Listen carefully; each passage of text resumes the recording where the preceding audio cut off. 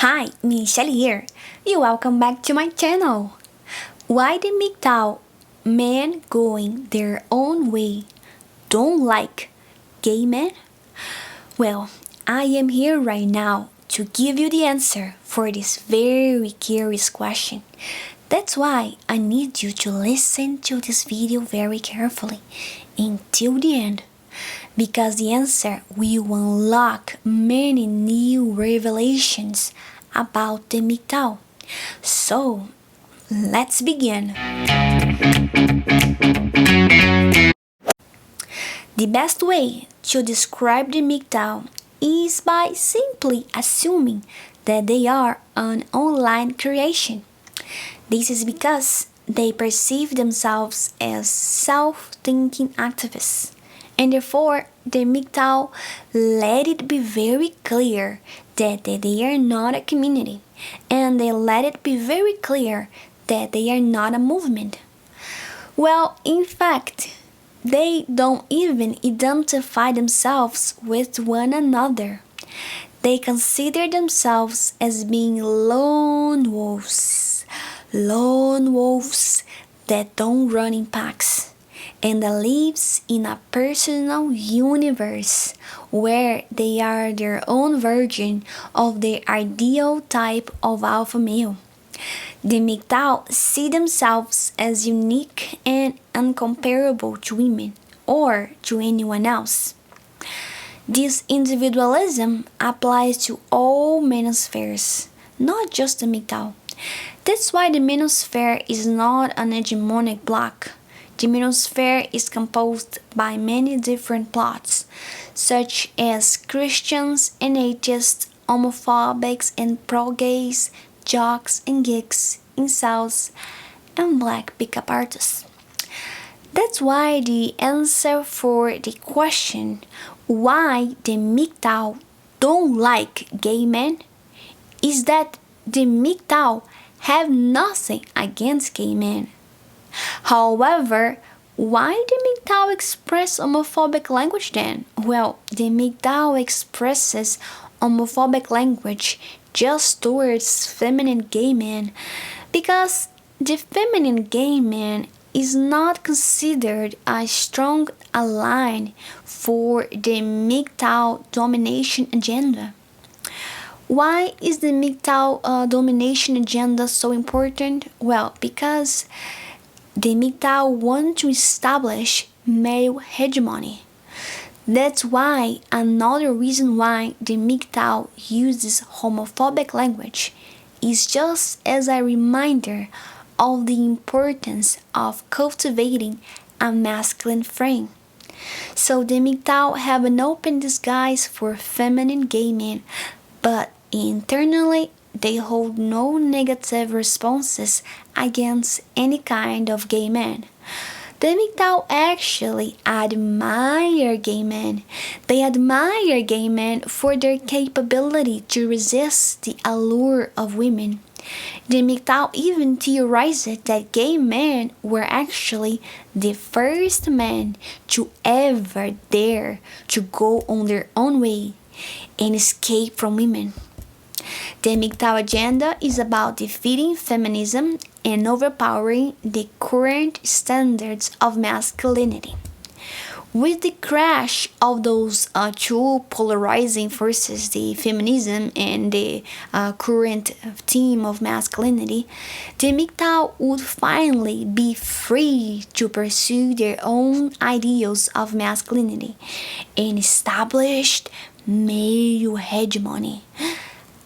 Because, according to the MGTOW, the world current theme oppresses manhood and demonizes masculinity, portraying them as dangerous and even violent.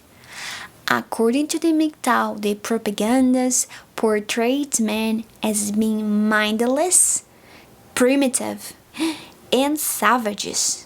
And Hollywood perceives men as being insecure, weak, weirdos, losers, and idiots. Oh my gosh. But I will tell you something even more interesting.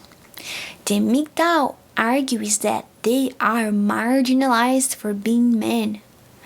But I watched some YouTube videos of MGTOWs and I read a lot of their books, and I can tell that they possess big culture capital on their hands, and a lot of them own kind of significant amount of financial resources, and a lot of them can even retire by the age of 30 if they want to. But they are far from being marginalized. That's my point. What I actually found in their books and in their online creations is that they feel an immense sense of pride for being born male, and they actually feel privileged for being a man. To give you an example, the MGTOW valors intellect over emotion, and men are the ones, in their opinion, that have the rationality working on their favor. So the MGTOW believes they have the upper hand over women because women are very irrational. That's why it's difficult to follow up on their videos, because they express very little emotion on their speech. It's difficult to make sense of what they are saying when they don't express a basic sentiments such as pose, variation, speed, tonality. So it's very little emotion involved on their speeches. So the MGTOW wants to separate themselves from women, also because they feel a sense of superiority. Because notice that feminists agree with the MGTOW on the fact that masculinity today is perceived under a bad light. That's why, since 1970, the women's liberation movement and the men's rights movement were all aligned in their mindset to defeat the way men are perceived. But for a long time, that's why they were good friends. But soon, the men's rights movement became the men's rights activists. And from the men's rights activists, then emerged the MGTOW, and the MGTOW wanted to walk away from women.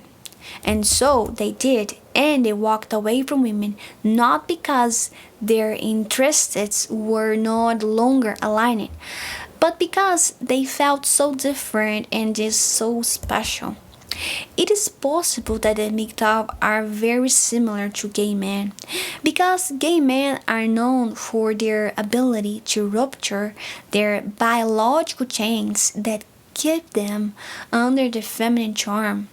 So the MGTOW are able to do the same because their interest in women are very low. A lot of MGTOW consider women as boring. But the best way to perceive their opinion about women is knowing that the MGTOW would describe women as intolerable. Women are intolerable according to the MGTOW because every little flaw of them is enough to make the MGTOW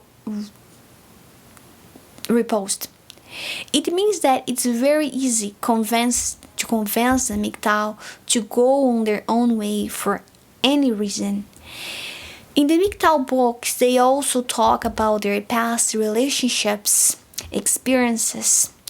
So on those experiences with women, I can tell that those experiences are not so terrible that would justify their completely loss of hope with women in general. It seems like the MGTOW already have the proclivity to go on their own way regardless. It's actually possible that the MGTOW might be gay as well, but if they are actually gay, it doesn't stop them from being misogynistic. From another side, if the MGTOW are actually gay, it doesn't stop them from being homophobic either. But another different spectrum, just because the MGTOW is gay, it's not an indication that they are neither misogynistic or homophobic. So the MGTOW just might be biologically wired not to be attracted to women in the first place. So the MGTOW are the only species that call me by the name ma'am. Wow, now you know all of this. Do you know any other secret of the MGTOW? So let me know, like, share, and subscribe for more. Bye!